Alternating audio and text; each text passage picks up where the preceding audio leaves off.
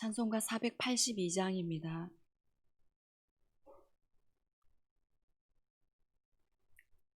(482장입니다)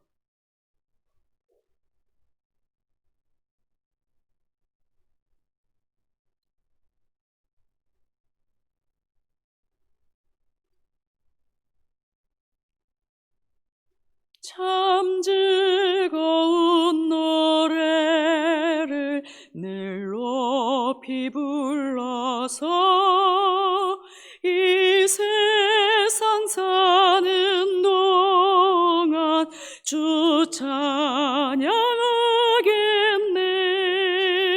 복 주실 산에 올라 멀리 바라보니 나 건너갈 요단강 뚜렷이 보이네.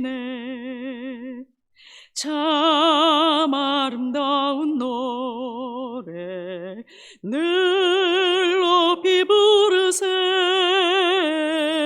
하늘의 소망 주시 주 찬양하여라. 참 아름다운 노래 다 함께 부르세. 하늘의 기쁨 주시 주 찬양하여라. 참 즐거운 노래를 늘 높이 불러서 내 영혼 구원하신 주 찬양하겠네.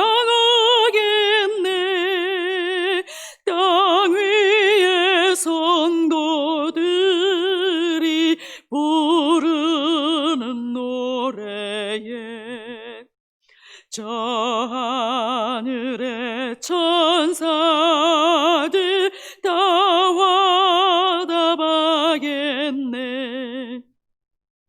참 아름다운 노래 늘 높이 부르세. 하늘의 소망 주시 주 찬양하여라.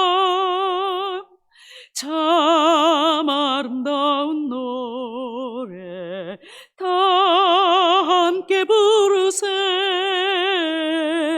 하늘의 기쁨 주시 주 찬양하여라. 참 즐거운 노래를 늘 높이 불러서 만왕의 왕 되신 주 나 찬양하겠네. 거룩한 하늘 노래 들려올 그때에 참 그립던 주님을 반가이 대하리. 참 아름다운 노래 늘 높이 부르세. 하늘의 소망 주시 주 찬양하여라. 참 아름다운 노래 다 함께 부르세. 하늘의 기쁨 주시 주 찬양하여라.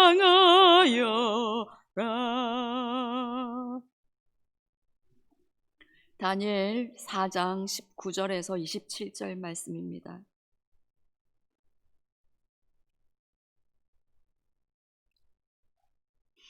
다니엘 4장 19절에서 27절 말씀입니다.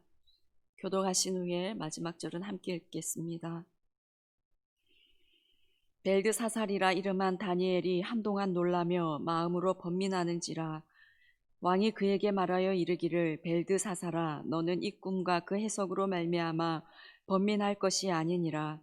벨드사살이 대답하여 이르되, 내 주여, 그 꿈은 왕을 미워하는 자에게 응하며 그 해석은 왕의 대적에게 응하기를 원하나이다.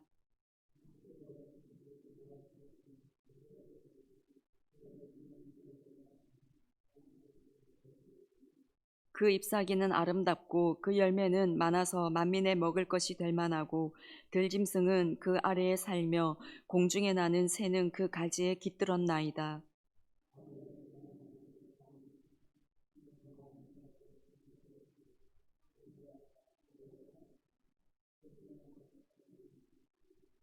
왕이 보신즉 한 순찰자, 한 거룩한 자가 하늘에서 내려와서 이르기를, 그 나무를 베어 없애라. 그러나 그 뿌리에 그루터기는 땅에 남겨두고 새와 노줄로 동이고 그것을 들풀 가운데 두라. 그것이 하늘 이슬에 젖고 또 들짐승과 더불어 제 몫을 얻으며 7대를 지내리라 하였나이다.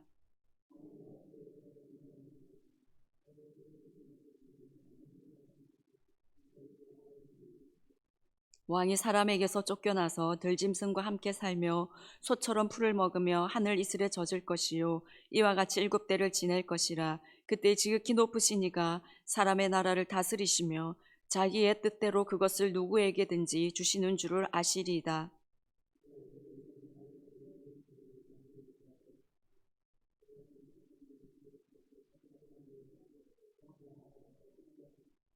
그런즉 왕이여, 내가 아뢰는 것을 받으시고 공의를 행함으로 죄를 사하고 가난한 자를 긍휼히 여김으로 죄악을 사하소서. 그리하시며 왕의 평안함이 혹시 장구하리이다 하니라.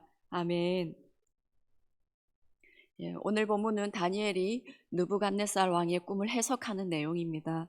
19절을 보시면, 벨드사살이라 이름한 다니엘이 한동안 놀라며 마음으로 번민하는지라. 왕이 그에게 말하여 이르기를, 벨드사살아, 너는 이 꿈과 그 해석으로 말미암아 번민할 것이 아니니라.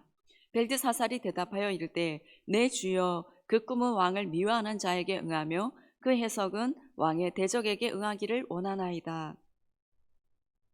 이 느부갓네살의 꿈을 들은 다니엘은 한동안 놀라며 마음으로 번민하였습니다. 꿈의 내용을 듣는 순간 그 꿈의 의미를 모두 알고 너무 놀라서 말을 못하고 있었습니다. 그 모습을 본 이 느부갓네살 왕이 다니엘에게 번민하지 말고 말하라라고 얘기합니다. 그래서 다니엘이 꿈을 해석하는데요, 20절을 보시면, 왕께서 보신 그 나무가 자라서 견고하여지고 그 높이는 하늘에 닿았으니 땅끝에서도 보이겠고, 당시 느부갓네살의 권세는 땅 중앙에 선 이 나무와 같이 견고하고 높아 온 땅의 주목을 받았습니다. 21절에 그 잎사귀는 아름답고 그 열매는 많아서 만민의 먹을 것이 될 만하고, 들짐승은 그 아래에 살며 공중에 나는 새는 그 가지에 깃들었나이다. 그 잎사귀가 아름답고 열매가 많다는 것은 부유함을 상징하고, 들짐승과 공중에 나는 새가 그 가지에 깃들인다는 것은 수많은 백성과 여러 나라가 느부갓네살이 다스리는 바벨론 휘하에 속해 있음을 보여주는 것입니다. 22절을 보시면, 왕이여, 이 나무는 곧 왕이시라. 이는 왕이 자라서 견고하여지고 창대하사 하늘에 닿으시며 권세는 땅끝까지 미치심이니이다. 이 나무처럼 느부갓네살의 권세는 견고하고 창대하여 하늘에 닿고 그 권세가 땅끝까지 미쳤습니다. 당시 이 왕이 가는 곳마다 승리하였습니다. 저본 적이 없는 왕이었습니다. 아수르를 정복하고 애굽을 정복하고 팔레스타인과 수리아를 정복하고 중근동의 패권을 장악한 왕이었습니다. 그가 지은 바벨론 성은 지금으로부터 약 2600여 년 전에 건설되었습니다. 그런데 그 성이 얼마나 놀라운 성이었는지 고대의 7대 불가사의 중에 하나인 공중정원이 있었다고 합니다. 그 성은 철벽 방어를 가능케 하는 방어 시설을 갖추고 있었습니다. 이 바빌론 성벽 내성과 외성으로 되어 있었는데요, 내성과 외성 사이의 거리가 이 4마리의 말이 끄는 마차가 양 방향으로 다닐 수 있는 정도였다고 합니다. 참으로 대단한 성이었습니다. 느부갓네살의 권세는 대단했고 창대했습니다. 땅끝까지 이르렀습니다. 견고할 것 같았습니다. 영원할 것 같았습니다. 하지만 이 권세는, 이 명성은 100년밖에 가지 않았습니다. 그 대단한 느부갓네살이 하루아침에 쫓겨남을 25절에서 말씀하고 있습니다. 인류 역사에서 아무리 강한 나라도 결국 때가 되면 무너지고 흔적도 없이 사라졌습니다. 지금 시대의 권력도 마찬가지입니다. 우리는 대단해 보이고 영원할 것 같아 보여도 바벨론에 결코 마음을 빼앗기지 않아야 할 것입니다. 아무리 대단한 권세라 하여도 무너지고 말 것이기 때문입니다. 우리는 금방 무너지고 말 것을 부여잡는 자가 되지 않기를 원합니다. 시편 103편 17절 말씀에 여호와의 인자하심은 자기를 경외하는 자에게 영원부터 영원까지 이르며 그의 의는 자손의 자손에게 미치리니 곧 그 언약을 지키고 그 법도를 기억하여 행하는 자에게로다. 여호와의 인자하심, 이것은 자기 백성을 끝까지 지키시는 하나님의 언약적 사랑을 의미합니다. 이 여호와의 인자하심이 누구에게 영원부터 영원까지 이른다고 하십니까? 자기를 경외하는 자에게, 여호와 하나님을 경외하는 자에게 자손의 자손에게까지 영원토록 미친다라고 말씀하고 있습니다. 그 언약을 지키고 법도를 기억하여 행하는 자에게, 하나님의 법도를 기억하여 행하는 자에게 여호와의 인자하심이 영원하며 자손 대대로 이르게 된다라고 말씀하셨습니다. 우리는 영원한 것을 붙들어야 할 것입니다. 오직 여호와 하나님을 경외함으로 그 법도를 기억하여 행하는 자로 살아서 우리를 향한 여호와의 인자하심이, 그 자비와 하나님의 그 사랑이 자손 대대로 영원하기를 간절히 소원합니다. 25절을 보시겠습니다. 왕이 사람에게서 쫓겨나서 들짐승과 함께 살며 소처럼 풀을 먹으며 하늘 이슬에 젖을 것이요 이와 같이 7대를 지낼 것이라. 그때 지극히 높으신 이가 사람의 나라를 다스리시며 자기의 뜻대로 그것을 누구에게든지 주시는 줄을 아시리이다. 느부갓네살 왕은 정신 이상자가 되어서 왕궁 밖으로 쫓겨났을 것입니다. 들짐승과 함께 살면서 이 말씀처럼 자신을 짐승처럼 생각하면서 짐승 같은 행위를 하며 짐승처럼 살게 됩니다. 소처럼 풀을 먹고 집에 들어가지도 않고 야생에서 잠을 자며 아침 이슬에 젖게 됩니다. 가장 존귀했던 그 자가 극단적인 상황에 처하게 됩니다. 7대를 지낼 것이다. 이 7년의 기간을 의미합니다. 하나님은 7년이라는 기간 동안 느부갓네살에게 비참한 경험을 하게 하십니다. 고대 중근동의 패권을 장악했던 대왕, 그는 이 사건이 일어나기 전에 하나님을 제대로 알지 못했습니다. 하나님께서 자신을 높이셨고 하나님께서 자신에게 권세를 주셨음을 깨닫지 못하고 있었습니다. 자신의 힘과 능력으로 이룬 것이다 생각하며 교만했습니다. 이런 그에게 하나님은 7년이라는 고난의 때를 보내게 하십니다. 하늘까지 교만해져 있던 그를 가장 비천한 자리로 끌어내리셨습니다. 그래서 7년이라는 시간 동안 그의 교만을 완전히 무너뜨리시고 회개의 눈물을 흘리게 하셨습니다. 저는 본문에서 하나님께서 느부갓네살을 사랑하셨다라는 말은 없지만 하나님께서 느부갓네살을 사랑하셨겠다 하는 생각이 듭니다. 하나님께서 그에게 많은 나라를 정복하며 큰 나라를 이룰 수 있는 능력을 주셨습니다. 그가 그렇게 큰 성을 건설할 수 있도록 하나님께서 능력을 주셨습니다. 그러나 그가 교만하자 하나님은 그가 회개할 수 있는 기회와 하나님의 주권을 깨달을 수 있는 기회를 7년 동안 주신 것입니다. 이 7년이 느부갓네살 왕이 당장 경험할 때는 너무나 당황스럽고 힘든 시간이었겠지만 이 7년은 오히려 하나님의 하나님됨을 생생하게 경험하는 시간이었습니다. 자신이 이렇게 한순간에 무너지는 것을 보면서 자신이 얼마나 아무것도 아닌지를 알게 되었을 것입니다. 그리고 자신이 얼마나 교만했는지도 알게 되었을 것입니다. 무엇보다 사람의 나라를 다스리시는 지극히 높으신 이가 누구인지를 알고 그분을 인정하고 경외하게 되었습니다. 아무리 큰 제국의 왕이라도 평생 이 사실을 알지 못하고 그냥 교만하다가 죽는다면 그 사람의 인생은 참으로 불쌍한 인생이 될 것입니다. 하지만 하나님은 느부갓네살 왕에게 7년이라는 시간을 통해 지극히 존귀하신 하나님을 알게 하셨습니다. 이것이 복인 줄 믿습니다. 그래서 하나님은 느부갓네살을 사랑하셨구나 하는 생각을 하게 됩니다. 우리가 그냥 세상에서 잘 먹고 잘 사는 사람으로 하나님을 모르고 살다가 그냥 죽는 인생이 아님을 참으로 감사하는 우리가 되기를 원합니다. 혹 우리에게 느부갓네살처럼 비참한 상황에 처하고 아프고 고통스러운 상황에 처해서 교만을 버리게 되고 하나님만을 간절히 찾게 되는 시간이 우리에게 있었다면 하나님께서 나를 무진장 사랑하시는구나 깨닫기 원합니다.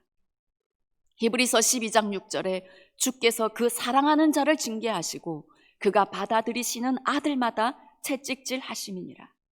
하나님은 사랑하는 자를 징계하시고 하나님의 사랑하는 자녀에게 채찍질 하십니다. 징계가 당장에는 아프고 싫지만 지나고 나서 돌아보면 그것이 참으로 하나님의 은혜이고 사랑임을 알게 됩니다. 그래서 히브리서 12장 11절에서는 이렇게 말씀합니다. 무릇 징계가 당시에는 즐거워 보이지 않고 슬퍼 보이나 후에 그로 말미암아 연단받은 자들은 의와 평강의 열매를 맺느니라. 징계를 통해 의와 평강의 열매가 우리에게 맺혀집니다. 그러니 하나님의 징계인 것 같다 싶은 때가 오면, 당장 이해되지 않는 고난의 때가 오면 우리는 속히 회개의 자리로 가야 합니다. 속히 하나님께로 나아가서 납작 엎드려야 합니다.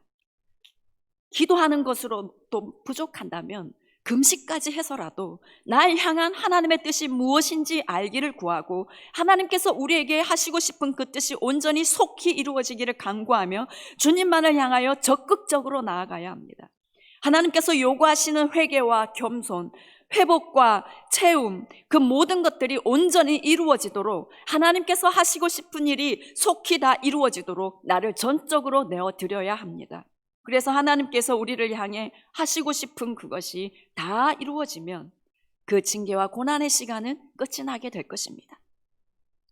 26절을 보시면 또 그들이 그 나무 뿌리에 그루터기를 남겨두라 하셨은즉 하나님이 다스리시는 줄을 왕이 깨달은 후에야 왕의 나라가 견고하리이다.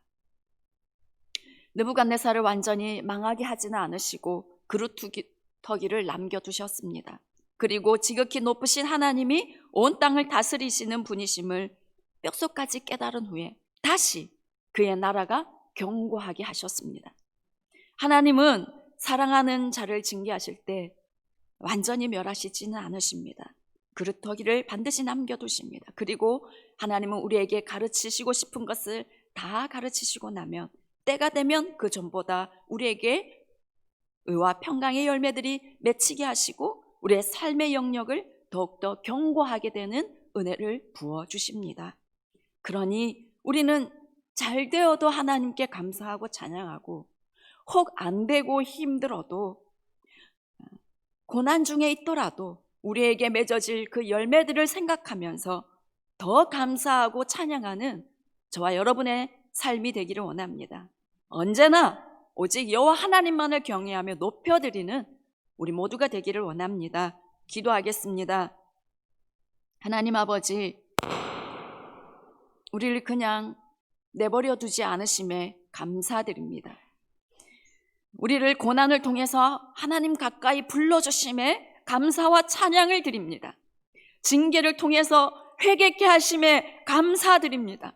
아픔을 통해 하나님의 사랑을 알게 해주심에 감사드립니다. 우리의 모든 것으로 인하여 감사드리며 찬양드립니다. 하나님 아버지, 혹 또 대가를 치러서 하나님 앞에 더욱더 정결케 되어야 하고 하나님 앞에 더 성숙한 자로 세워져야 한다면 하나님, 우리가 그 대가를 치르는 것을 주저하지 않고 피하지 않는 우리가 되게 도와주시옵소서. 하나님 아버지, 우리 다음 세대와 효성의 가족들이 오직 여호와 하나님만을 경외하는 자가 되게 도와주십시오. 하나님의 법도를 기억하고 행하는 자로 살아서 자손의 자손에까지 영원부터 영원까지 여호와의 인자하심을 누리는 자들을 다 되게 도와주시옵소서. 하나님 아버지, 오늘 중보기도팀이 땅밟기 기도를 하러 갑니다. 이 영도의 우상과 어둠의 세력의 근원지를 찾아갑니다. 하나님, 중보팀에게 성령의 빛의 갑옷을 입혀 주시옵소서. 강하고 날선 성령의 검을 더하여 주시옵소서. 믿음의 방패를 주십시오. 가는 곳마다 모든 어둠이 쫓겨가고 하나님의 빛이 그곳에 임하게 하여 주십시오. 하나님의 주권이 회복되는 역사가 있게 하여 주시옵소서. 하나님께서 친히 싸워 주시옵소서. 이 모든 말씀 우리 주 예수님의 이름으로 기도드립니다. 아멘. 하늘에 계신 우리 아버지, 아버지의 이름을 거룩하게 하시며 아버지의 나라가 오게 하시며 아버지의 뜻이 하늘에서와 같이 땅에서 이루어지게 하소서. 오늘 우리에게 일용할 양식을 주시고 우리가 우리에게 잘못한 사람을 용서해 준 것 같이 우리 죄를 용서하여 주시고 우리를 시험에 빠지지 않게 하시고 악에서 구하소서. 나라와 권능과 영광이 영원히 아버지의 것입니다. 아멘.